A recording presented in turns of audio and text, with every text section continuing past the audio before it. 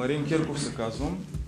Значи, искам да споделя нещо фундаментално, което открихме тези дни и което подозирахме преди това, но нямахме доказателства за него. А именно, че тази скална маса, както може би много от вас знаят, всъщност е първокачествен сиенит, цялото тепе е от сиенит.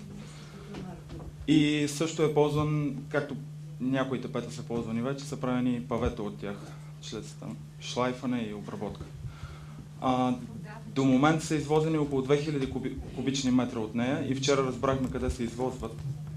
Извозват се в складова база на Кингс. Не са в общинско депо, извозват се в частна складова база. Значи плътността на скалната маса е около 2800 кг на кубичен метър. Това ще рече, че 2000 кубични метра са около 5600 тона сиенит, първокачествен. По оценка на чуждестранни инвеститори, които изкупуват в момента павета в България, мога да спомена конкретни американски и германски фирми, едно паве се изкупува на едро за 1,50 лв. Това значи, че практически общината подарява почти 6 милиона лева на тази фирма инвеститор.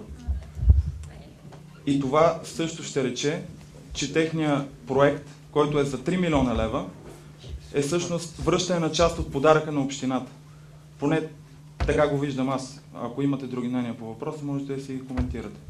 Също искам да споделя и предложение за това как може да се поддържа парка съвсем легално и без схеми и така нататък. Значи, всяко от НПО-тата в града знае как да пише проекти по критериите на Европейската комисия, съответния департамент на околна среда.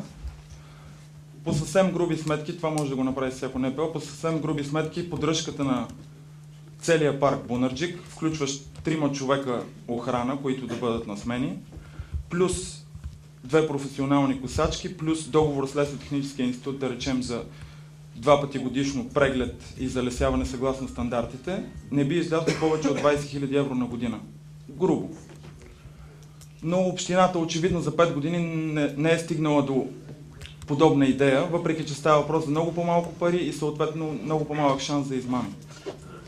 Това е, което аз имам да споделя с вас. Благодаря.